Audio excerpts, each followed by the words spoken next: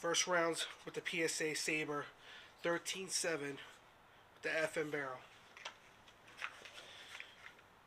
Immediately going to run some Tula through it, see how it goes.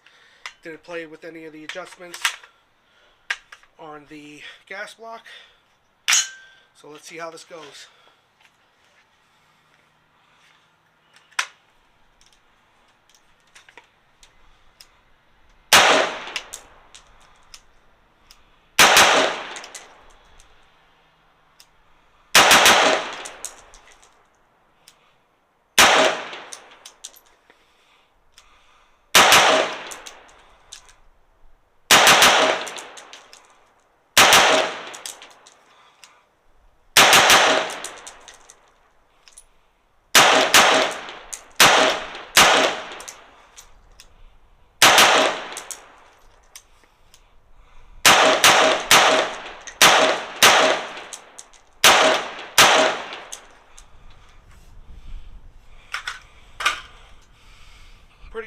Pretty good.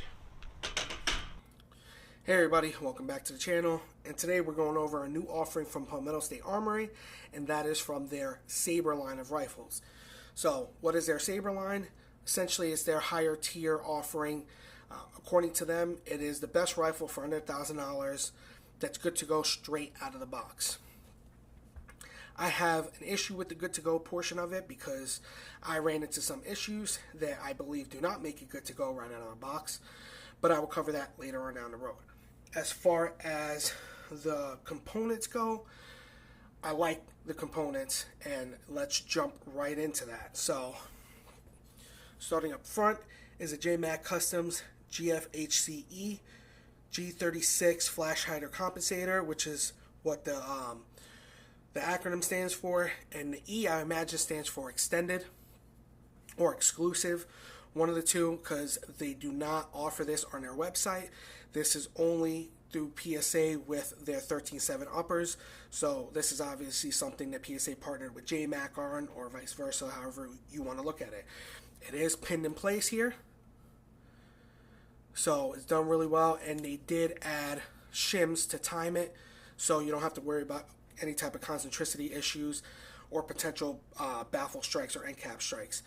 Now, this does a really good job at flash mitigation, does a pretty good job at muzzle rise mitigation, so the compensating factor does help out.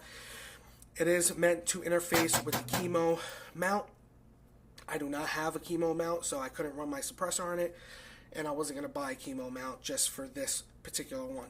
So I may see if somebody has one that I can borrow and try it out, but until then, the suppressed portion of the review just can't be done. Moving on back is mounted on a 13.7 FN Coal Hammer Forge chrome line barrel. This one is an M4 profile, not my favorite, but I'm not going to ding it. It actually lends itself to being a nice, lightweight, and balanced upper. Cool thing about this one is I pin gauged it, and it pin gauges at .078, so it's gassed really well for this particular length. Moving on, it does utilize a 5-position adjustable gas block, and it is not pinned in place, but they do use set screws, which I do not mind at all so long as it's done properly. As you can see there is the adjustment screw.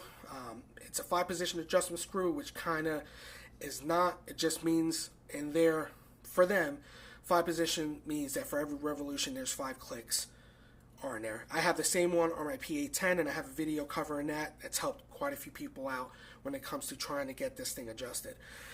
Moving on, it does have a nitride and mid-length gas tube, which I can't show it here because, actually you could probably see it right there. Mid-length nitride gas tube. I do like nitride gas tubes more so than stainless steel. That's just my personal preference.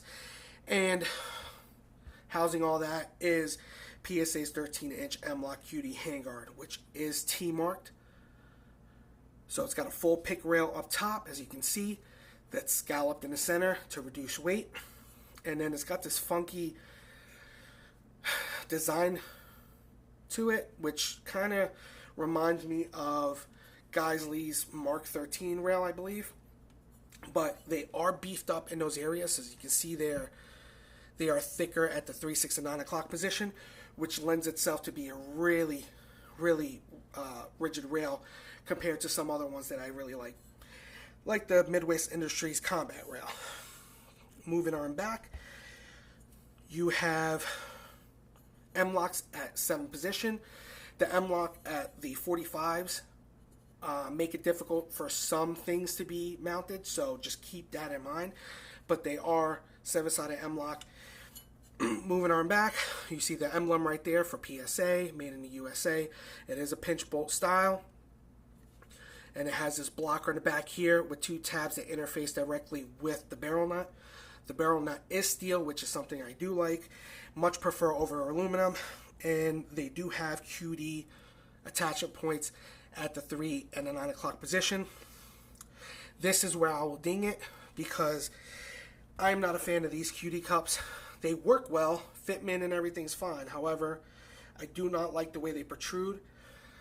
It should have been done a little bit better where they're radiused, a lot more flush fitting. They do thread in, and I'll tell you how I learned that later on down the road, because that was one of the issues that I also ran into. And they don't have anti-rotational stops, so while you're shooting and doing transitions and whatever, your sling will start to roll up or twist, so that's frustrating. Moving on back to the upper receiver, so you can see here the upper receiver is a standard A3 forged upper receiver from PSA. Very nice, high quality in my opinion. Inside, they're utilizing their Fathers of Freedom BCG from their custom line. It's actually made by Microbest. And I actually have another one right here. So this one is also, see, Fathers of Freedom, made by Microbest, which you can see right there, and if I can reduce the glaring there, so by Microbest. Full auto phosphate carrier. It's done very nice. Coating is done beautifully. They are not high pressure tested. However, it's Microbest, so I don't think that's a big deal. Moving on with the upper, you have this beautiful Radian Raptor charging handle. So I'll lock this back and spin it around so you can see for yourself here. So Radian Raptor LT, and then there is the logo from Palmetto State Armory. These are actually really nice. If you go on the website and read about these, they actually have aluminum latch handles here, except they are overmolded with some glass reinforced polymer resin, which is actually really cool. Huge fan of these charging handles. Moving on to the lower, we have PSA's forged lower receiver, which is also by 7075 T6 aluminum, like the upper.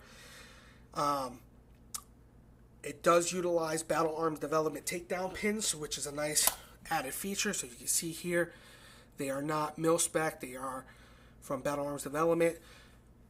Very nice touch. I do like these a lot, and might end up using these later on down the road in some other builds. Moving on, the bolt release works very well, very smooth, no hang-ups or anything, so very nice there, what you would expect of a mil-spec type of deal. Moving on, the magazine release works very smoothly, so we have nice ejection, insertion, good ejection, no issues whatsoever there, so I like that a lot. And if you look at here, it is beveled so that you can have a little bit of aid with inserting the magazine on reloads. Continuing on, we have a Radian Talon 45 90 degree safety selector, so it comes from PSA in a 90 degree configuration. I switched to 45 because the 90 I just didn't like, and because of the design of the levers here, I would get about 45 degrees in, and then my thumb would just basically slip off, and I have to go back and push it again into its 90 degree position. I switched it to 45, much better. However, I'm still not a huge fan of this particular safety selector. So that's just my opinion of it. I know people love it, and that's where I'll leave that at. Continuing on, they utilize a Hyperfire duty trigger, which they replaced the springs with JP reduced springs, which give it a really nice 3-pound break, and it's very consistent. And they also secure it with PSA's anti-walk pins, which is a nice feature there. You can see. As far as the trigger goes, I'll go ahead and test this for you. You can see for yourself.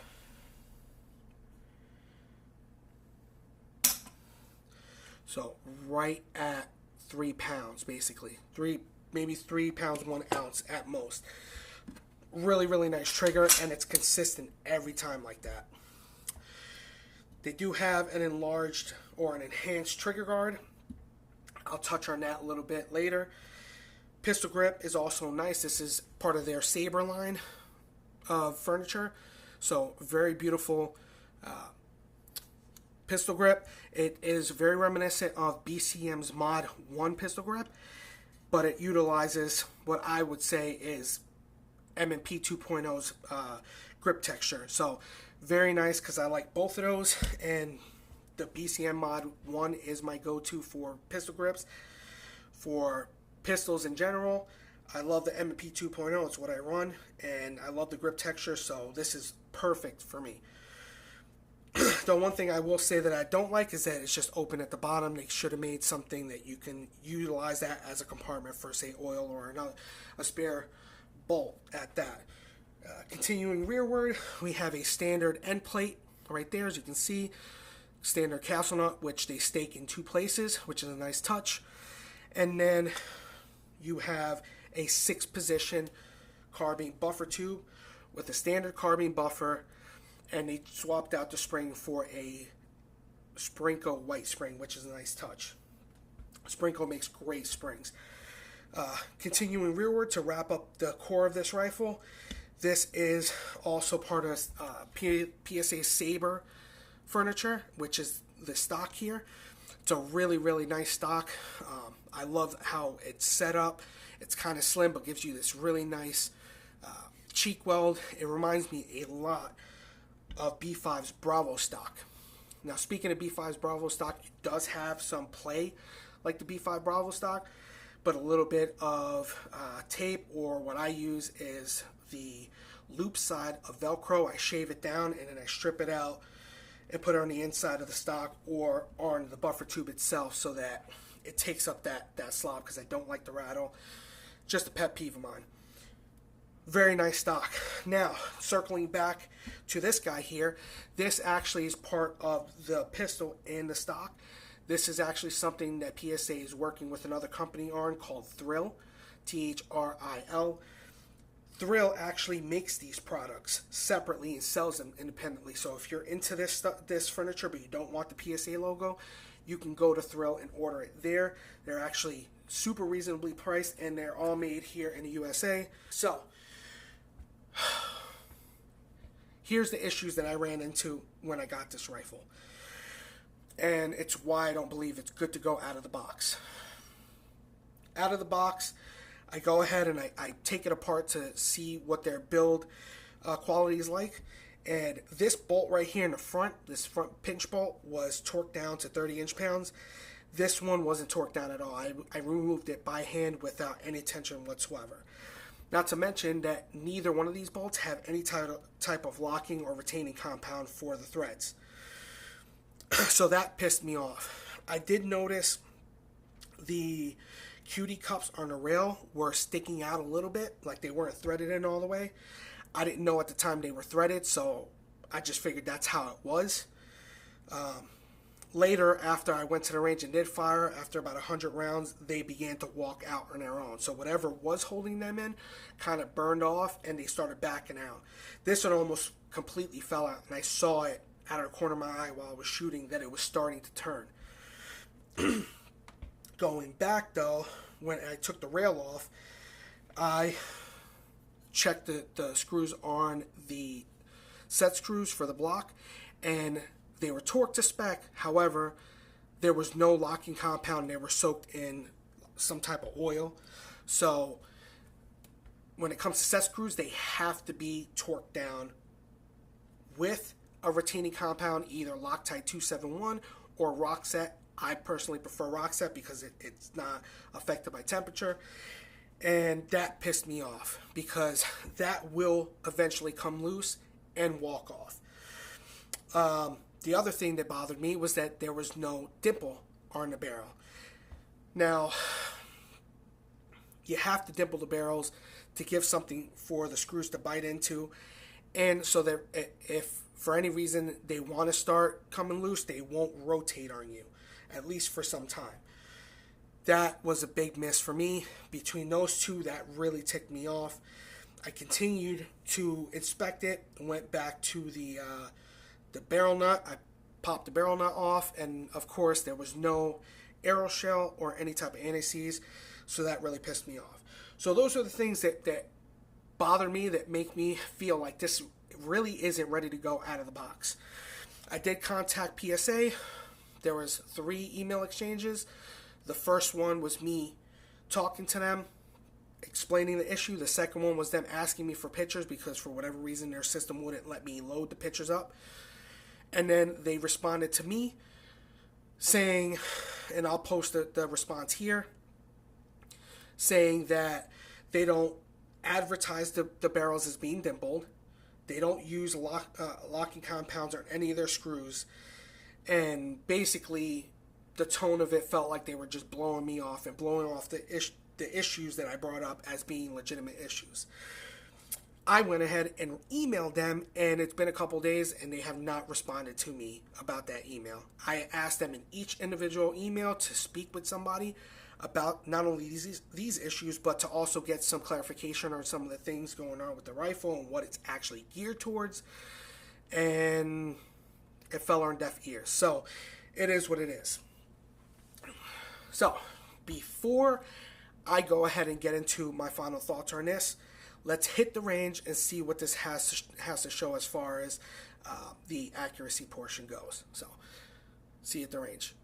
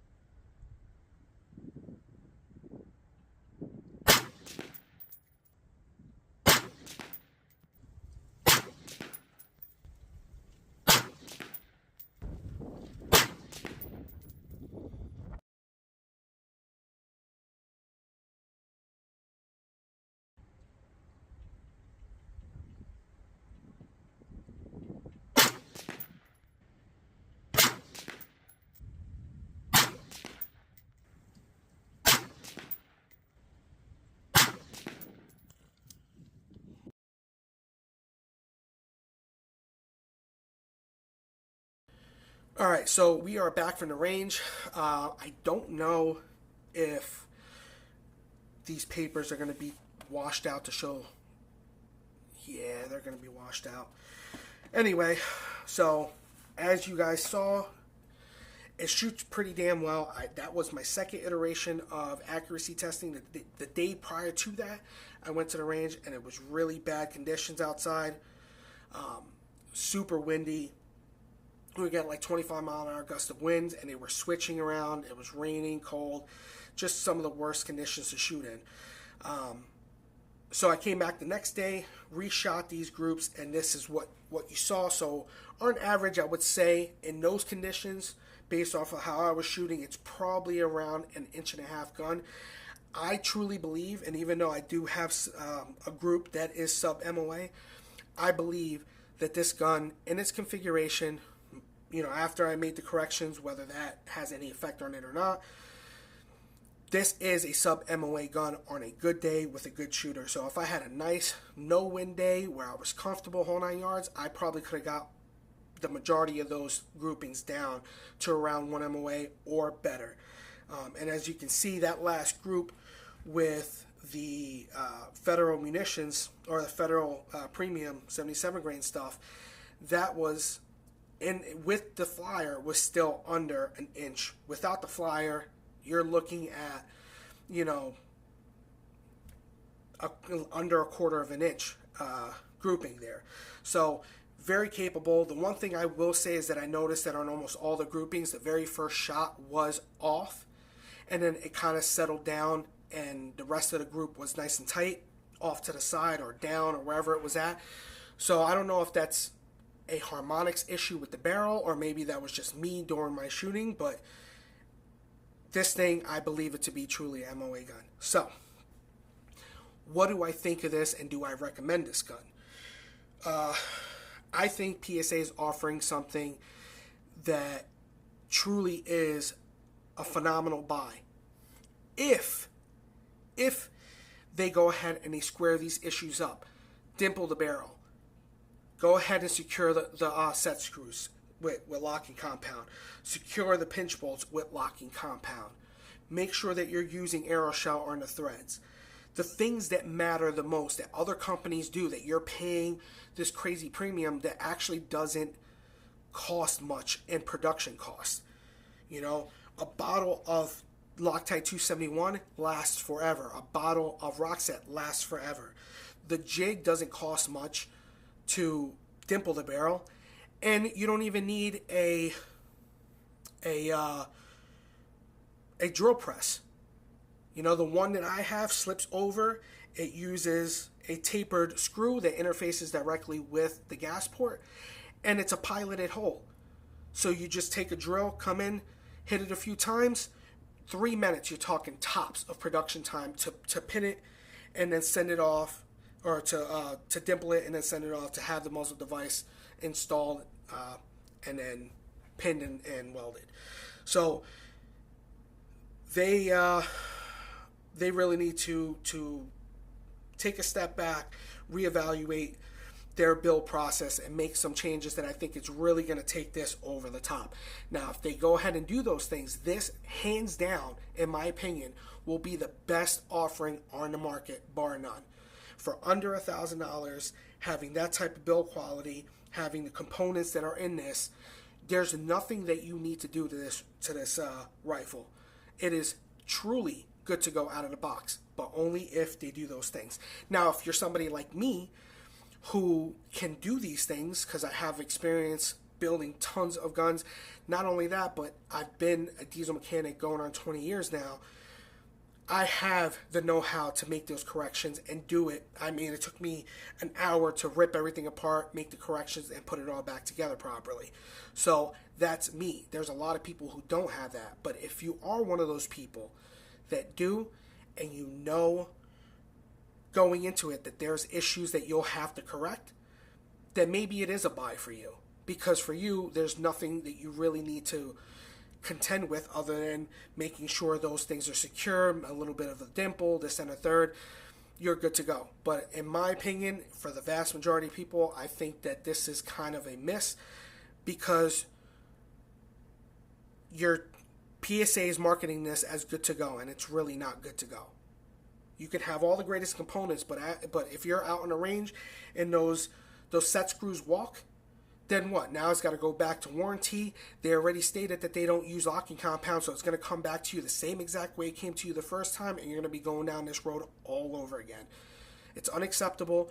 PSA should be taking responsibility and making these corrections, and I don't know if I just got a crappy employee or somebody that just doesn't care from their customer service department and just kind of blew me off, and PSA really does care about these things, but I don't know. I've reached out to another YouTuber, emailed him to ask him if he's run into any of these issues. He never responded to me. I'm not going to throw his name out there because I don't care for the drama, and it's possible that my email could have just went into the trash bin or the spam bin, and he never saw it. So I'm not going to be that type of person, but it would have been nice if he did respond, if he did see it, to respond and let me know, hey, did this happen? It's not like he has anything to worry about. He states he bought it with his own money. So that being said, really nice on paper. Needs some fine-tune adjusting in the build process to make it truly good to go rig. So with that all being said, as it sits now, I love this gun, but it still leaves a sour taste in my mouth because of the things that I dealt with, and more so for the fact that their customer service wasn't willing to talk to me about it.